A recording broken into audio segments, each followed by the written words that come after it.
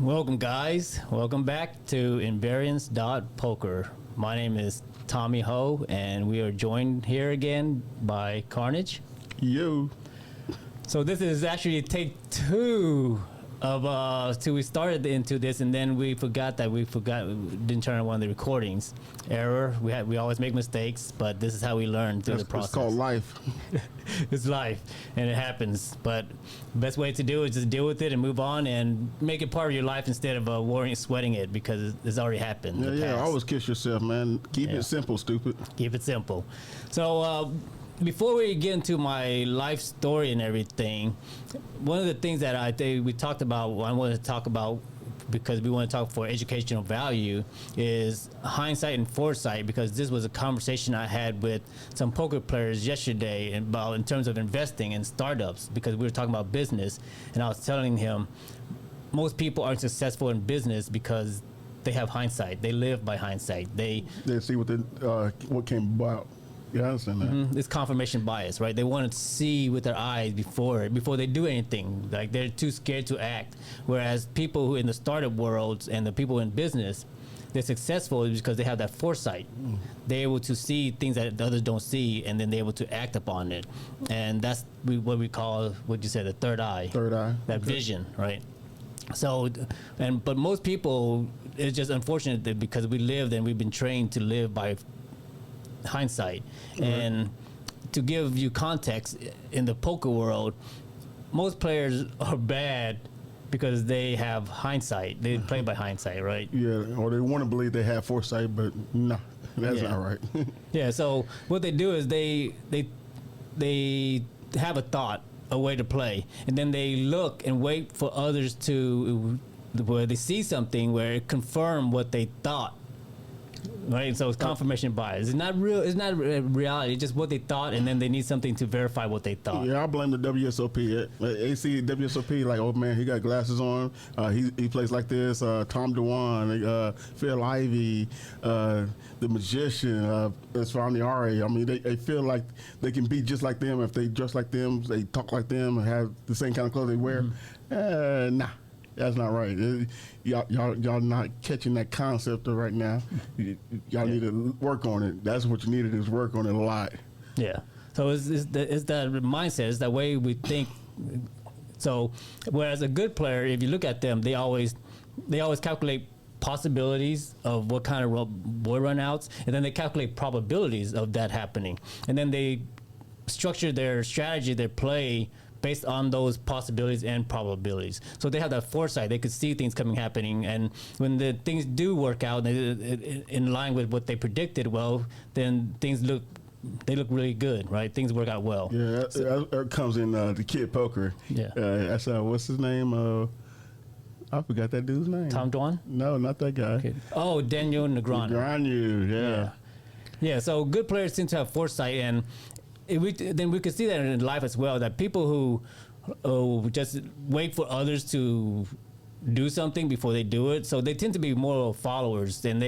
So when things happen and they follow, well, all the benefits and all the profits is already reaped by the people who took the chance and went first. Mm-hmm. So that's where we could say taking risks has rewards, because you're willing to act before the event before that event happens, so that when it does happen, you gain profit from it. Whereas if you're waiting for that event to happen and you act upon it, well, the profit is already gone already. Right. So that's in business and in life. In any decision making we do, that if we could take the time to have foresight, then we could tend to be able to make better decisions. Right. Right. So then I asked you this question: where does foresight come from? Foresight is the opposite of hindsight, of course. Yeah, well, yeah. So of course that's a duality, and that's one topic we talk about later. That we do live in a world of duality, and in order to know what foresight is, we have to know what we see hindsight. But that's for the topic for another discussion.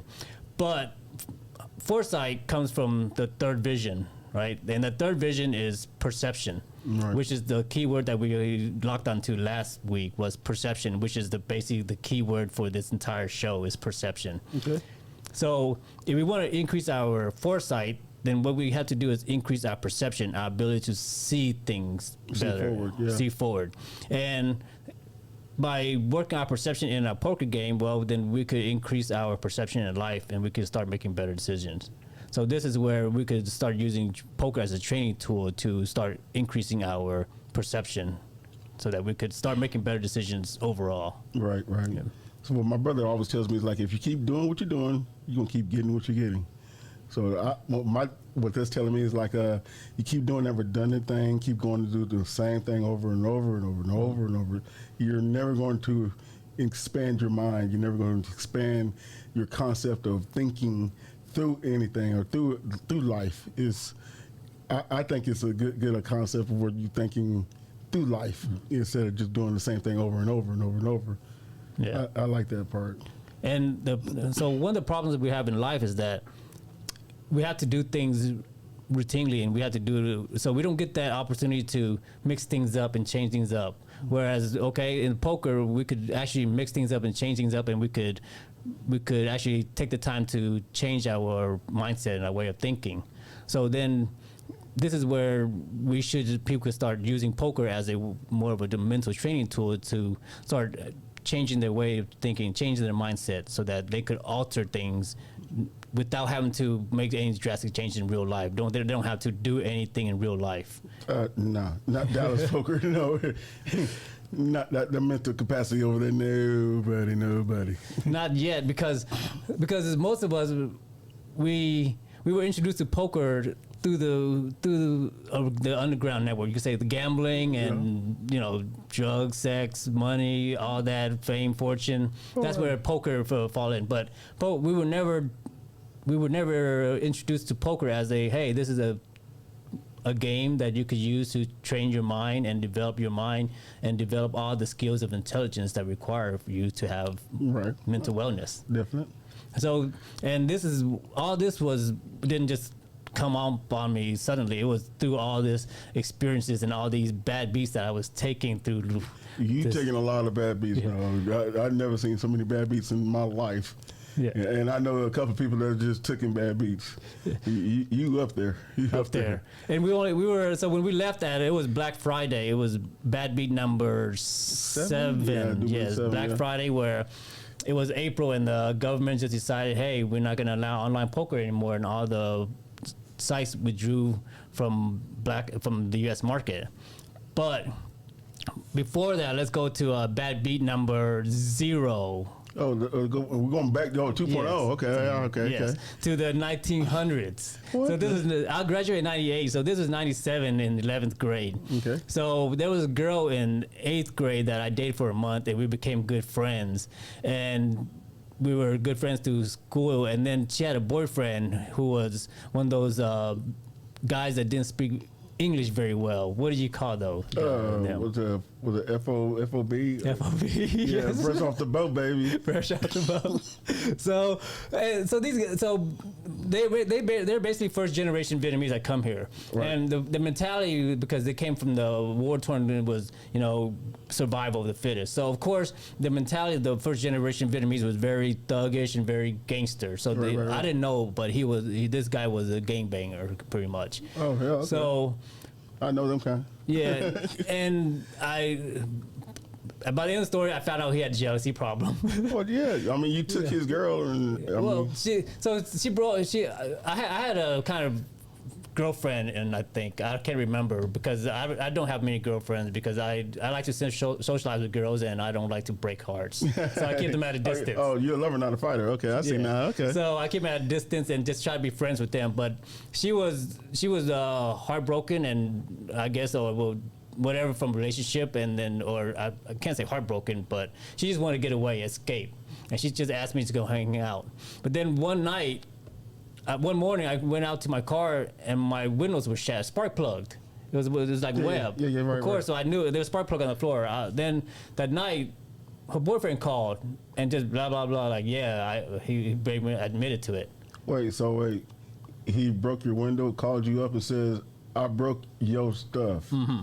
What the hell? Yeah.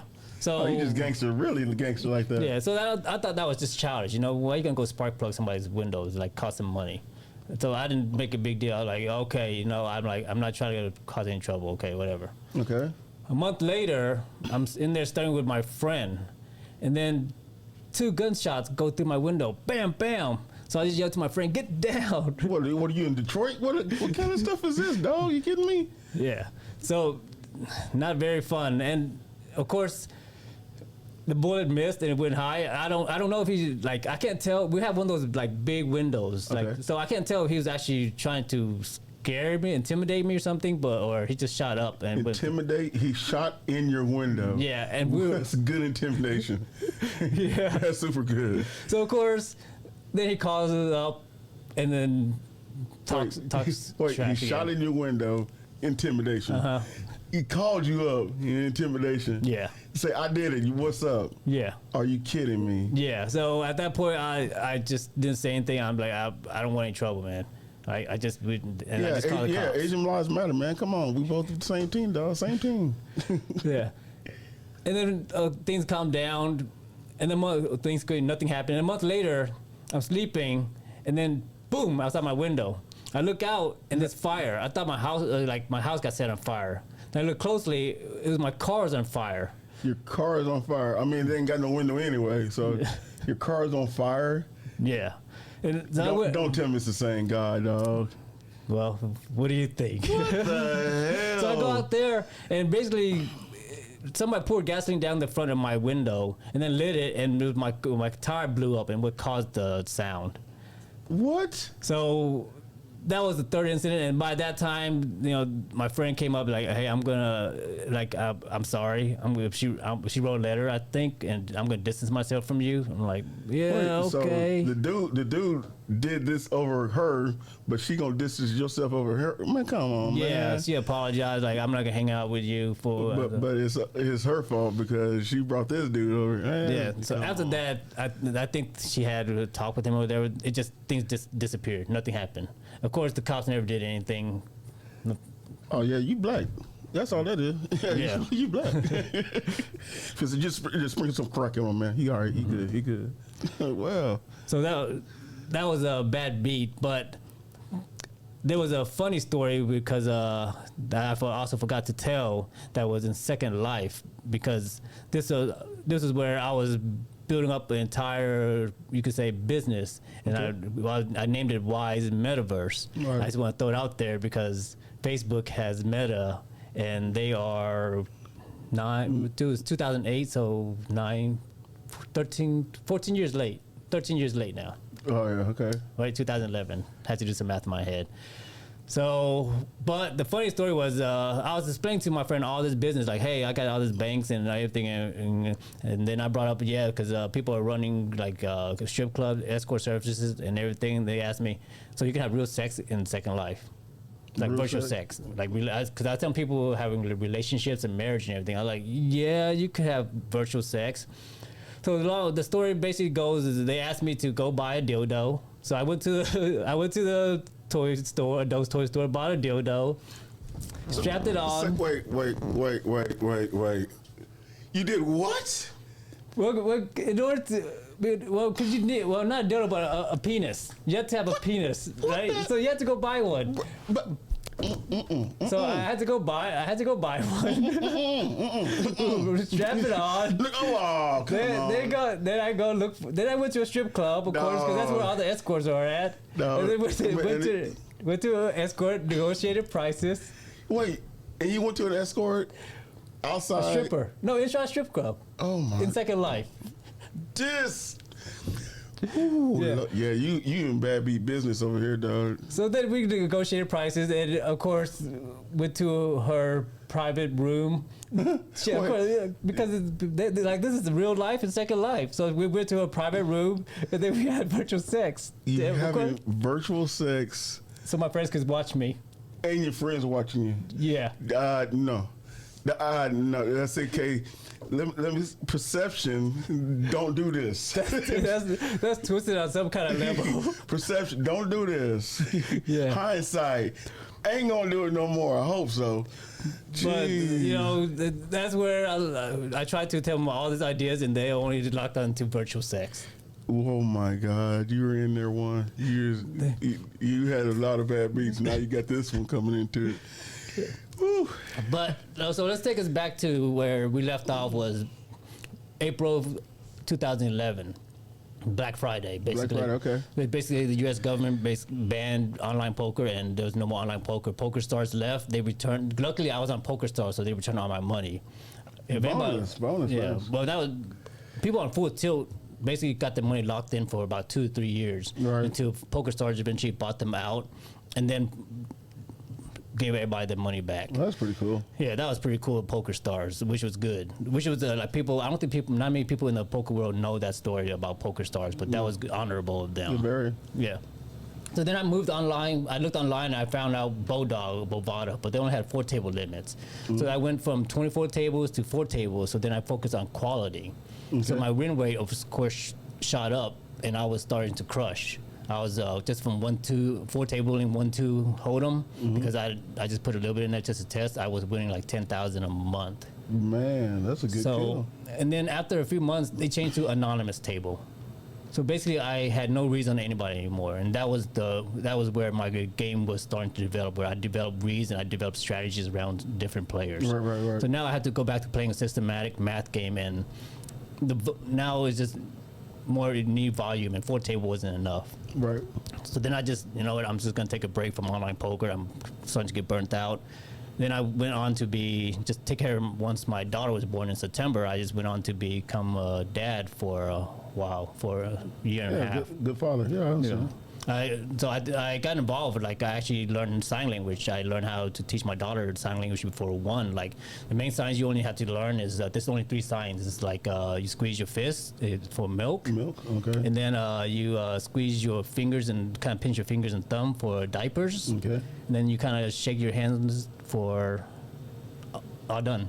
Oh, okay. Because I learned this before my daughter was born, so the minute I started doing this, I started feeding her and everything. I did signs already, and she was able to communicate before 1. I created a YouTube video on there. You just have to find it.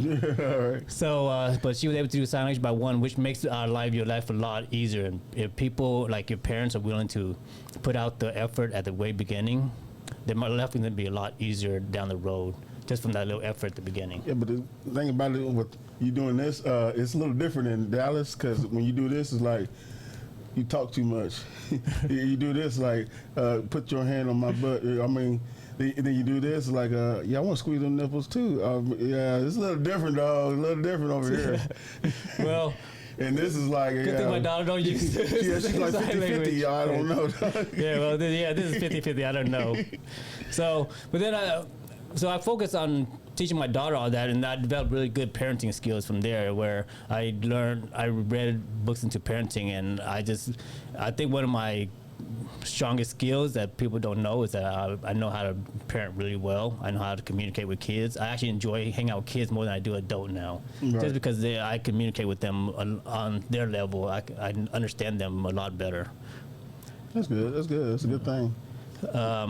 But let's see here. So then,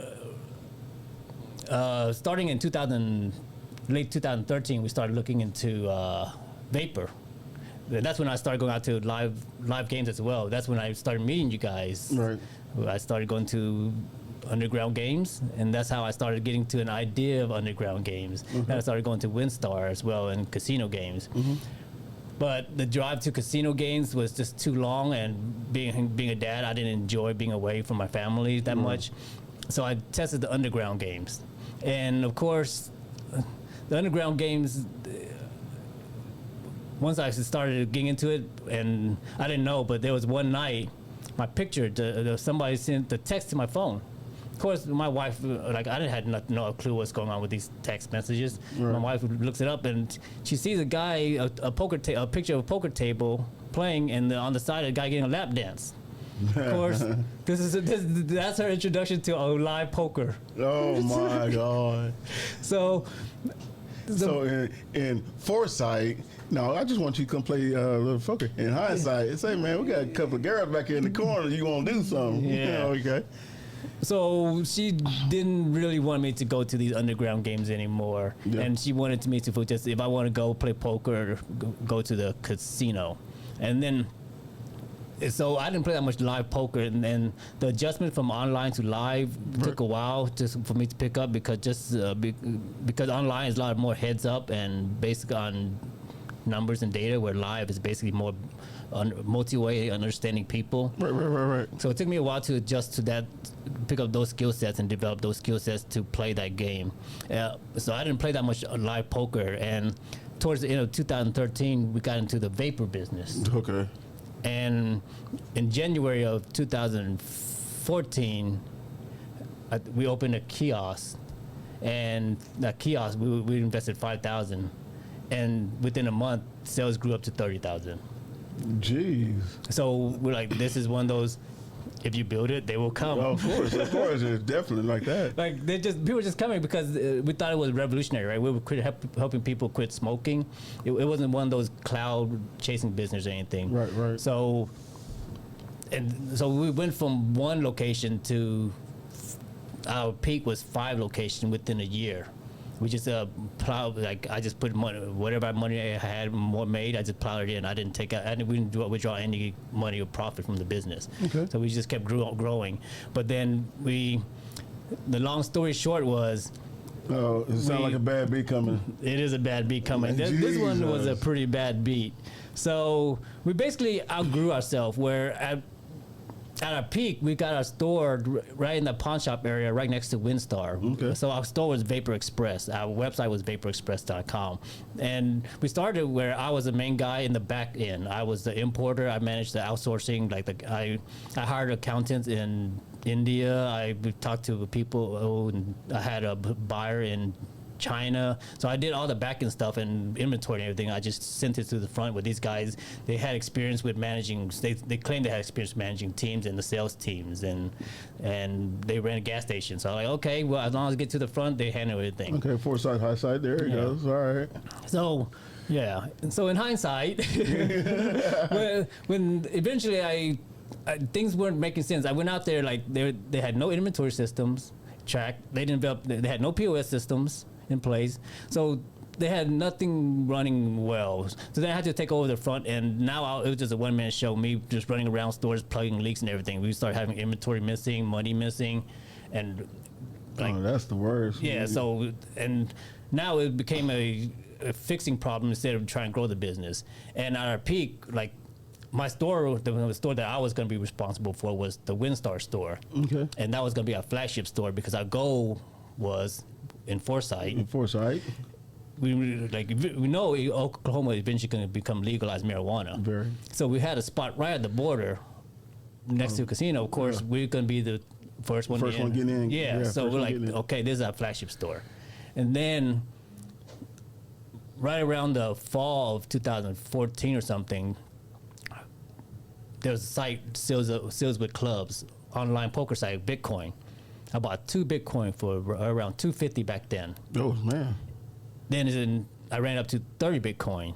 And then that's right when ransomware was coming out. You know what ransomware is? Yeah, I think it is, yeah. It's basically where they lock up your computer and you have to send crypto to pay ransom for them to unlock your computer or get your stuff back. Yeah, so right. Bitcoin shot up to 1,000, and that's where it peaked for a long time. And I sold it then, all 30. So I got 30,000 of it, and I invested into the liquid business. So you had 30 coins of Bitcoin? 30 coins. I had 30 coins. If we do it right now by the math, that's $1.8 million. Jesus. So I invested into this liquid business because I didn't want to depend on hardware as our main source of revenue, because then we depended on product coming from China. Okay. We didn't have enough control. Where if we managed to create liquids, we could develop it to a liquid company, then we have more control and we could actually have a brand. So I built our lab, rented a space next to the store, built a lab up there, and then started paying attention up there, and then things started falling apart. And then, so I was like, okay, what are we gonna do here?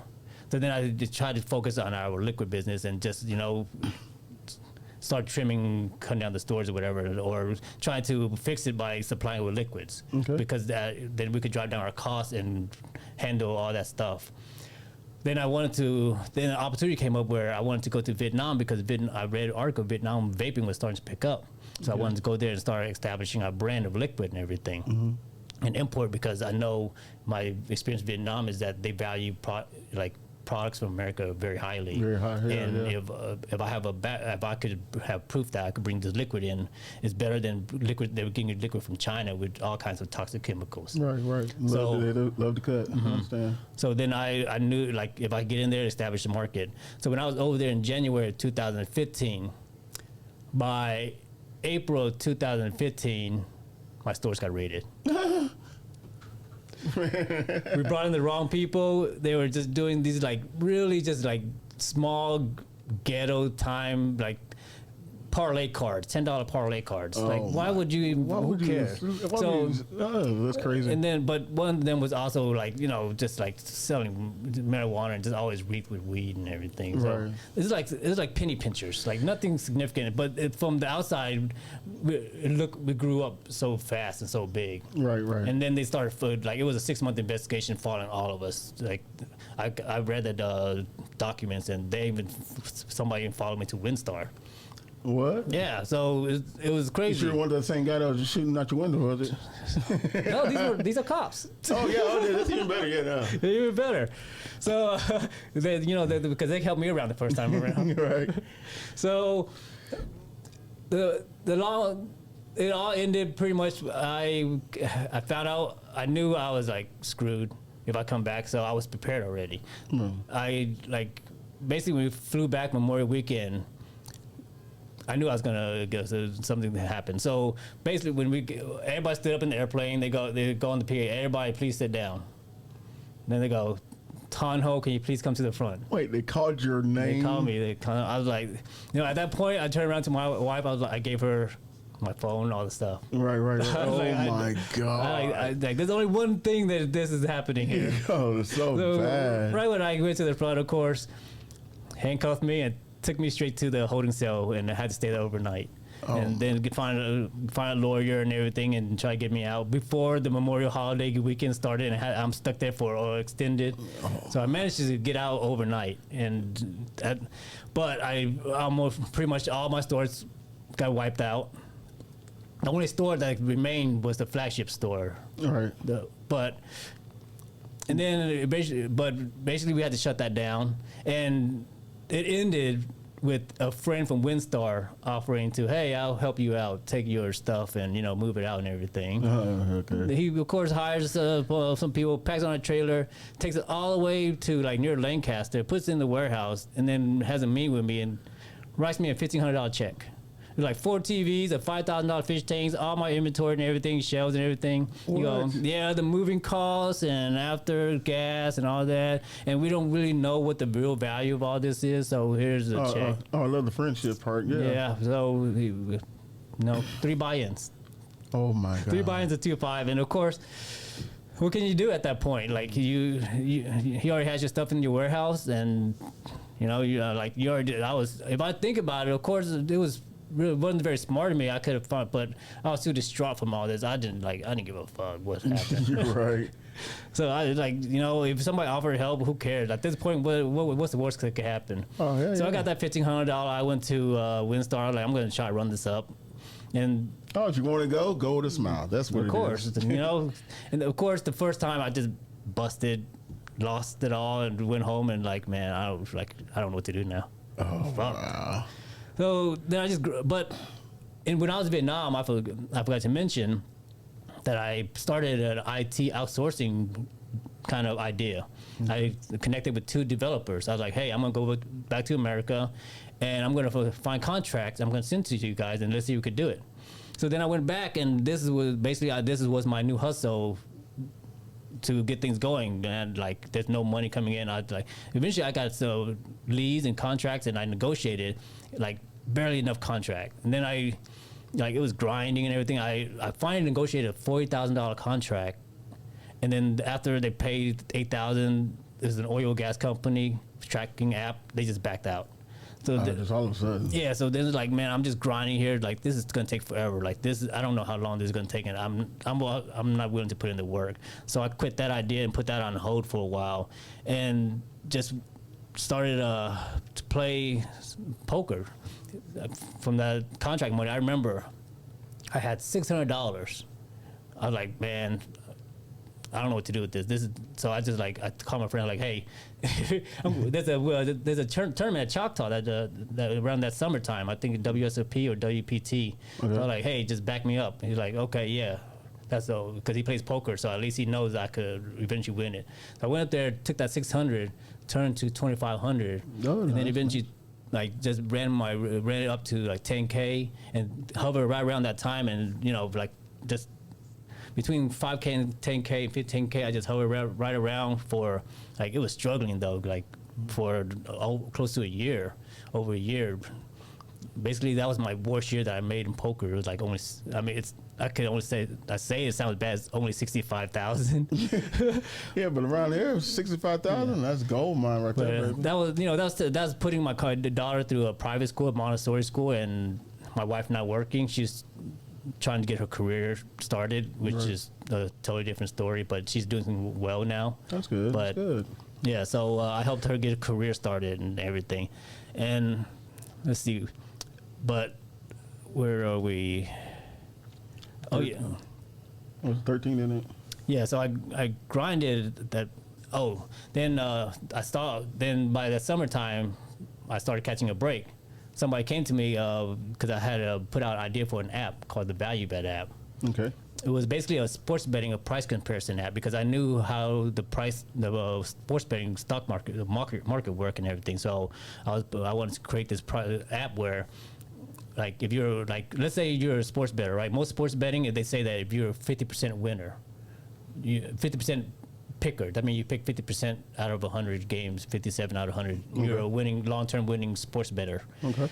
So if you look at 100 games, when most people bet, about 2 or 3 of those, you're going to lose by half a point. We're going to lose by half a point. So if I love that Las Vegas margin there. Yeah, it happens out of 100. So if for a sports bettor, if you could flip those 3 to 5 losing bets to winning bets, it could increase your percentage dramatically, where it change you from a losing bettor to winning bettor. But the way to do it is you have to price comparison. It's like price shopping, right? So I developed this some value bet app, and I actually launched so they basically 2 guys came to me and said, hey, we're going to put out the money, you do the work.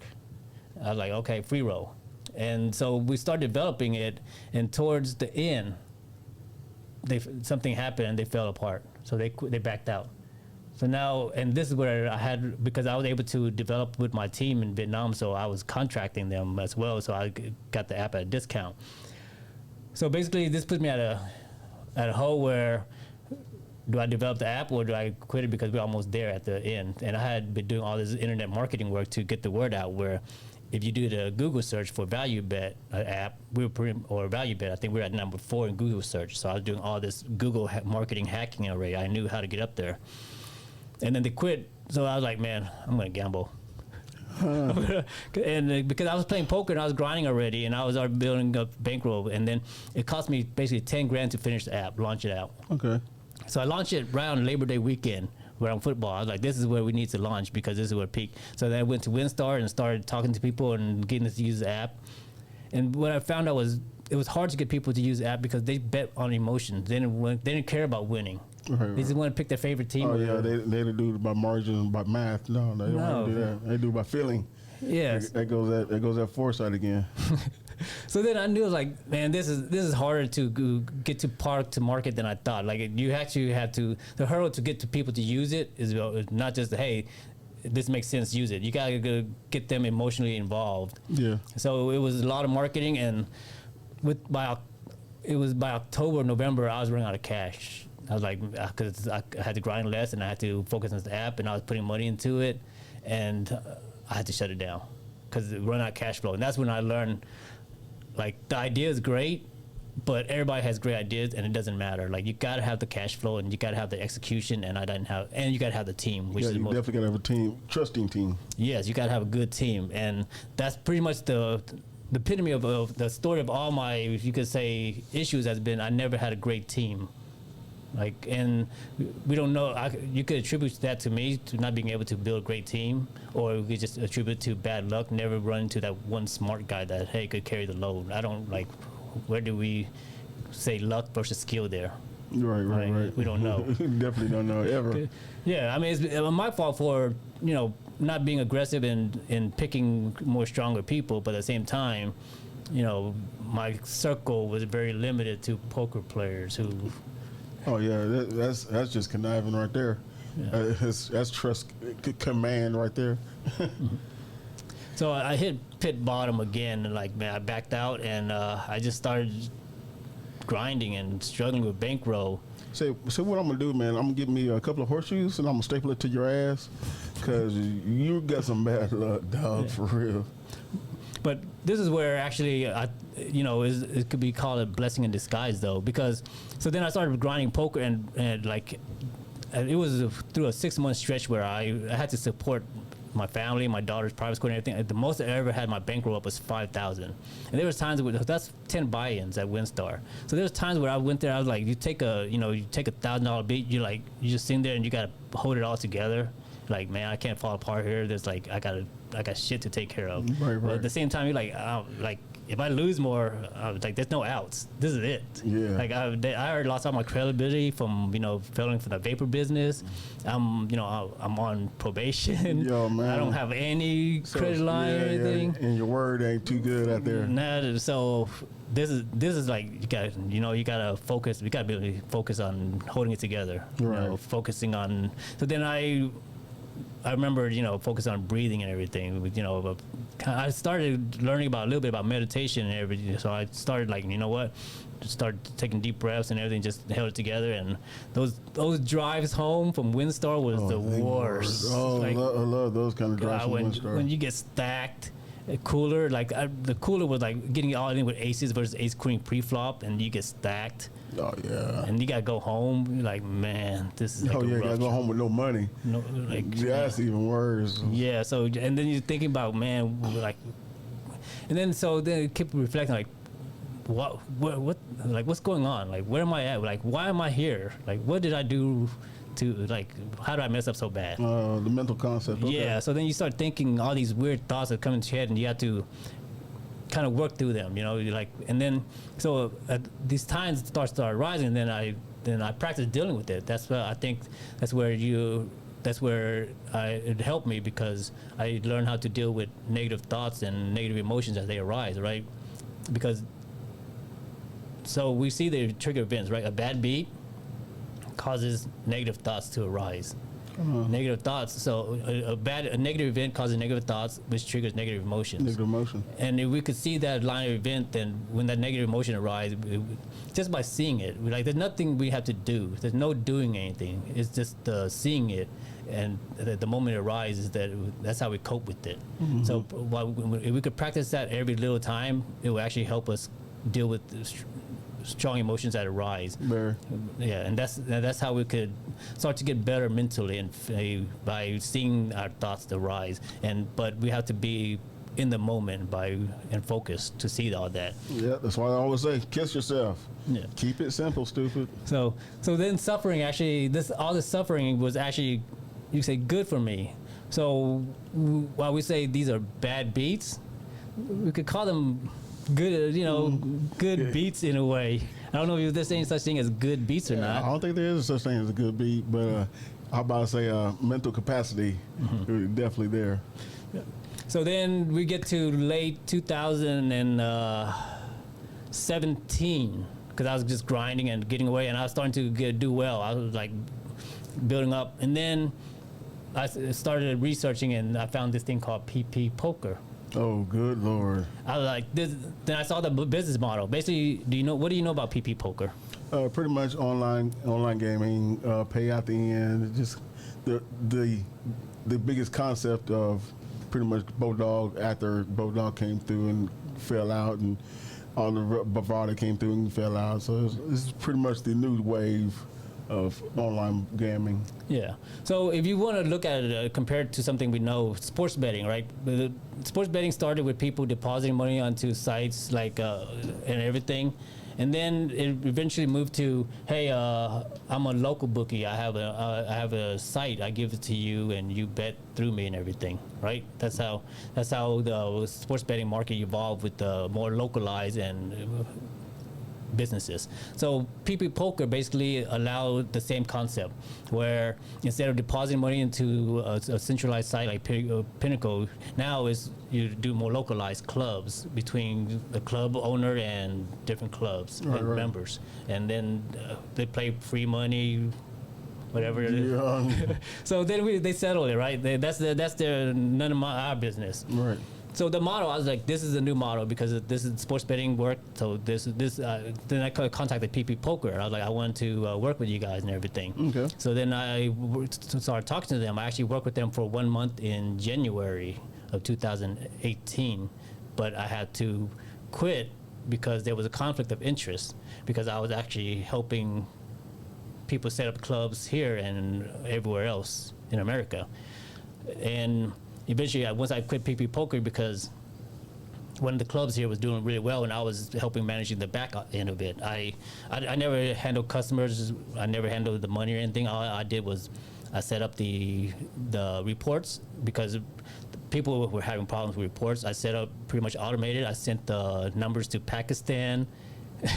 had accounted and had account. So you okay? I understand. So you're the one involved with that scam likely over here. 33rd. If you wonder, now come on, man. Nope. I was outsourcing. It was legitimate because it was an accounting company because it was cheaper than because what I knew was like clubs in here were paying like $300 a week or $1,000 a week for reports to generate, and it took them 2 to 3 days for an accountant here to do the reports.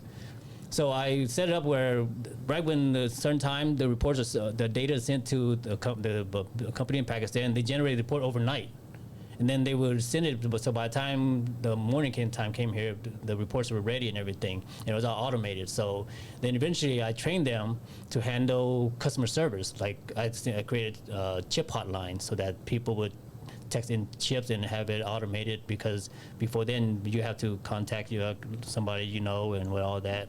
So it created bottlenecks. So I solved all the bottlenecks, and one of the clubs eventually grew to be one of the biggest club on PP Poker, and then it eventually became formed a union, which became one of the biggest union on PP Poker. Oh wow! So it was doing really well right out of the gate.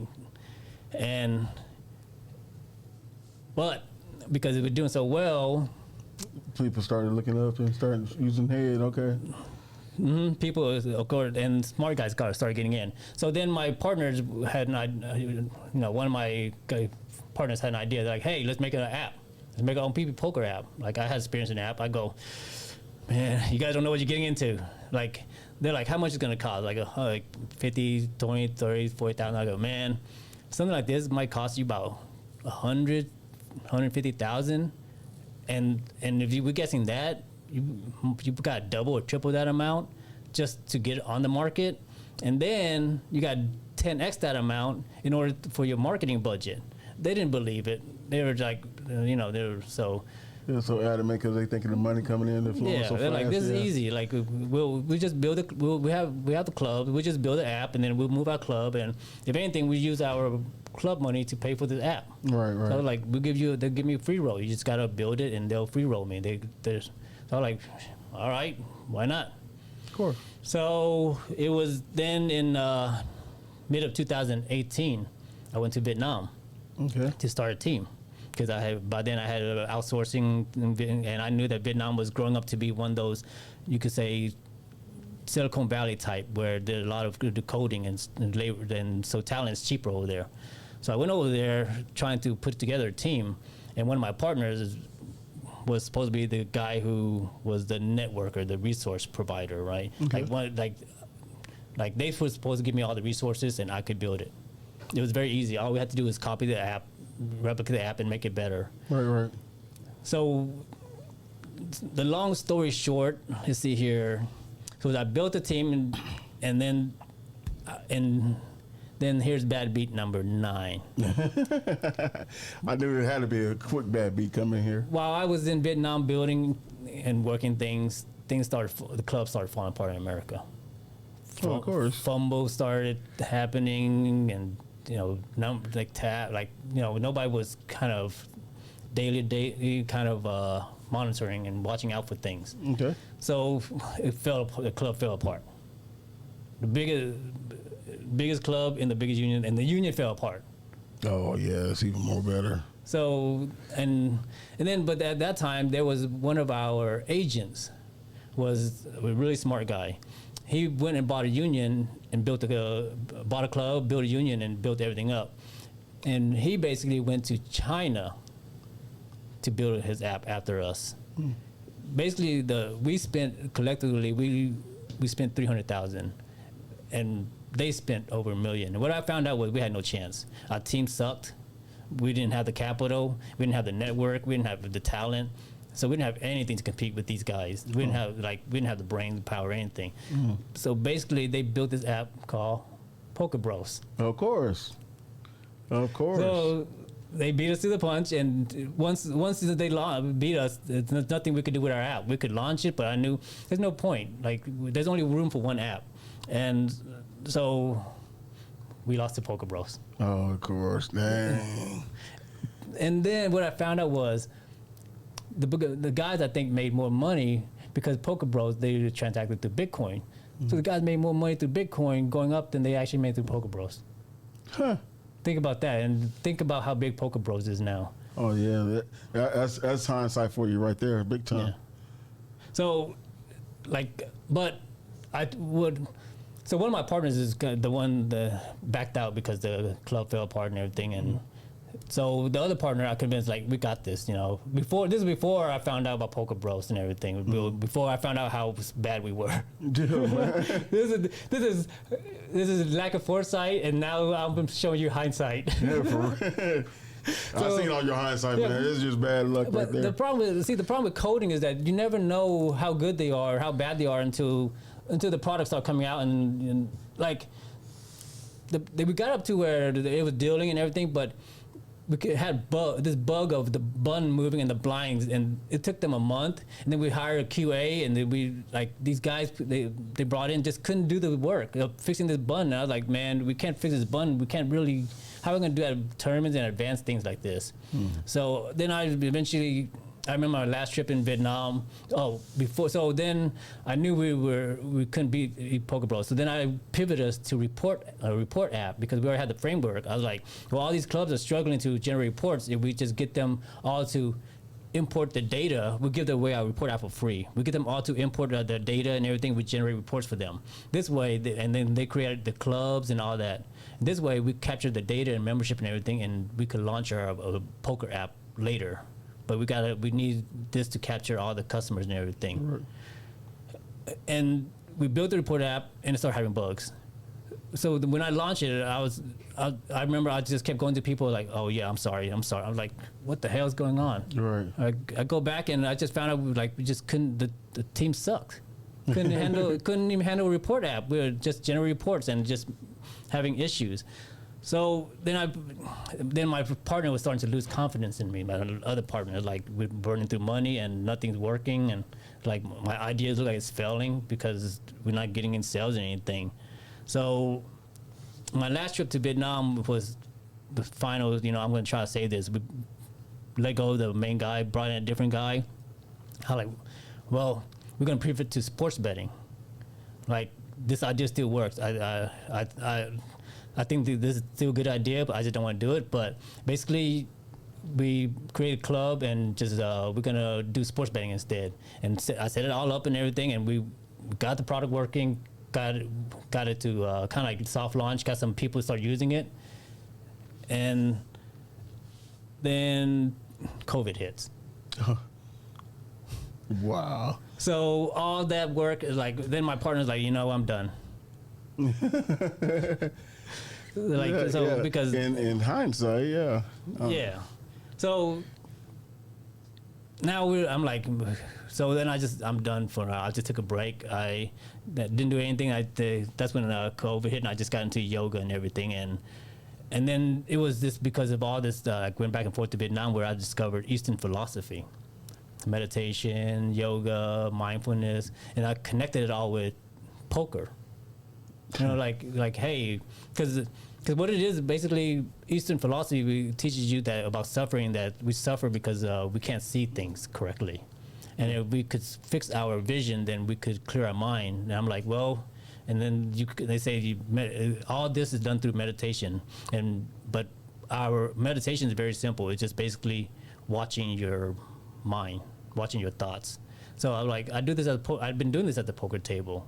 So then now I went back and I started pretty much using, whenever I play poker, I use it as a way to practice on these things now. Yeah. But so that was the benefit. At least that was the benefit of going back and forth to Vietnam a lot, was that I started picking up a lot of Eastern philosophy and learning how to integrate all this into poker. Poker. Yeah, that's pretty cool. So, and then this is where it starts leading us to TCH now. Okay. Yeah. So, but let's see here. The team. Let's count the bad beats now, right? We were at 7. Was Black Friday. Then I think I had 8 somewhere here, but 9 was when the club died. 10 was the team couldn't deliver, and 11. Oh, in Vietnam, I forgot the story too. Wait, okay, that's 2.1. This is just one of those, like, what the hell's going on? So then I was like, I like being in Vietnam, so I'm gonna put a little bit of money and invest in some business in Vietnam, some little side hustle, a little salon, a little men's hair salon or whatever. Like, I'm gonna go back there, my little chill cafe, whatever. I'm gonna Americanize it. Yeah. So it should. So then this friend that I had to handle stuff for me. 3 friends came in with her, and then so they took over all the ideas and everything. They went from a small, like a little, I just want a little hangout spot, to like a grand idea, like a spa and everything. Okay. So then I was over there when we launched. So then after we had the opening, it was like a 4-way. We all put in money. Then they come back to me and they go, yeah, the cost of launching and cost like double what we invested. So if you can't put out any more money, we have to sell the store and pay back the cost. So I'm like, so that means that if you sell the store and you pay back what it double the cost, I mean, I get nothing. Get nothing, yeah. I'm like, yeah. I'm like, what? So then I was like, so I'm sitting here struggling trying to get this app, and then I now have to deal with this little side hustle issue that's distracting me and everything. That's stupid. That was, yeah. So then, of course, by this time I forgot, like, my marriage is already falling apart. Like, I was co-living with my wife for like 18 months without talking. We just lived for our daughter. We just talked about our daughter. And then it all basically came down where I came back from Vietnam, and it was just recently, like 2019. Broke, divorced again. Oh my God. But broke and divorced. I was like, man. And then, so. Oh, you get the double whammy, huh? Yeah, so then I had that last hope was that sports betting app. That's my only hope. And then, of course, COVID hits and destroyed that too. Yeah, you just having all kinds of fun. Yeah. So then COVID came around, and then that Poker Bros took off. So then I got on there and I crushed it and rebuilt the bankroll. Rebuilt the bankroll, and then TCH opened, went there, just went up, and then from there. Finally. So I'm cruise control now, and then I'm just I'm just investing my money in GameStop, which is another thing that we'll talk about later. Like, everybody I talk to, I tell them, and they think I'm crazy, but I think everybody's crazy for not listening and not investing. But I'll talk about that next time. But before that, so the sports betting idea, I thought it works. I like the idea. I'm still confident in it. So I decided, you know what, I'm going to rebuild everything, because it was so sloppy. It went from sports betting app to report app to poker app. Poker app to report app to sports betting app. Like, it was sloppy coding. I'm going to. And it was my partner. I don't want any ties with them. I'm just going to rebuild my own. I went and researched and hired an Indian team. They get, and then I tried to do my best as I can to research, and they were smart and everything. They presented all the contract and everything, and they did everything well. They started building, and I was like, man, things were going quickly. I was like, this is good. and the website is still up. It's valuebet.app. The app is still up. The app is still up because my goal was then I'm going to create this app, give it out to all the Poker Bros club owners because I know them all now. Of course. And then I'm going to, same idea, I'm going to capture their data, let them create clubs, and then I'm going to launch the sports betting, and that's the money.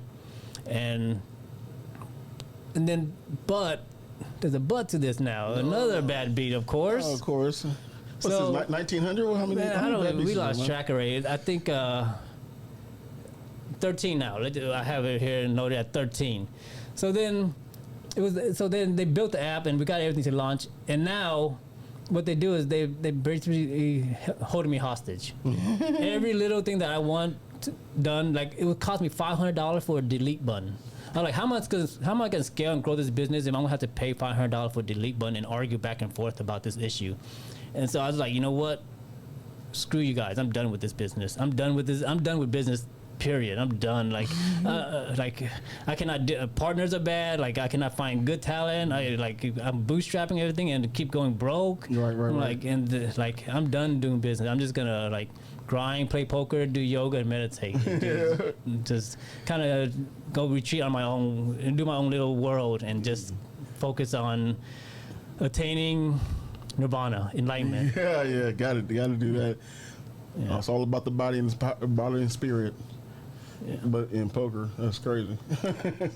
So that's where our story ended, basically, and so now that's where I'm pretty much burnt out from doing business because it's profit driven, right? We said this at the beginning. All about money, it's right? all about the money, the bottom line, and then so you attract the wrong people, you attract the wrong mindset.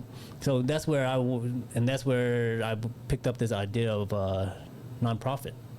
So not for profit, where I think if I do this, at least I don't attract the wrong people. Hopefully. That's the hindsight and foresight. Yeah. Hopefully that's the vision I have, is to have hopefully not attract the wrong people. But overall, everything worked out. Like I have my health, I have my mind, and my daughter's doing well. She's now 10, but she's a model. She's represented by Kim Dawson, and what I recently found out was she got a $15,000 contract. What? At 10 years old. So she's on her way up. So she's gonna be doing well, and her mom's is doing well. So everybody's doing well, and I don't have I'm not financially wealthy. I should be if I didn't have one luck. Shit, 1,500 bad beats. Yeah. It should be, but overall, I'm happy where I am, and I think this my experiences. So you can see all this mental suffering, all this knowledge, this studying of Eastern philosophy, and how it all came together really helped me to put all this idea together. And I think I'm ready to share it with everybody. Yeah, that's cool. That's super cool. So I think that's it.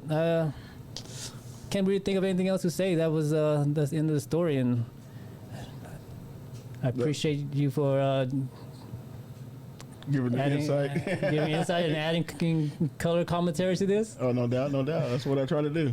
And I appreciate everybody for listening, and we'll come back with, I'll think of a topic for 2, and then we'll go from there. So always remember, no matter where you go, there you are. And to work on yourself, never to your last breath. Always. All right. Peace out. Later.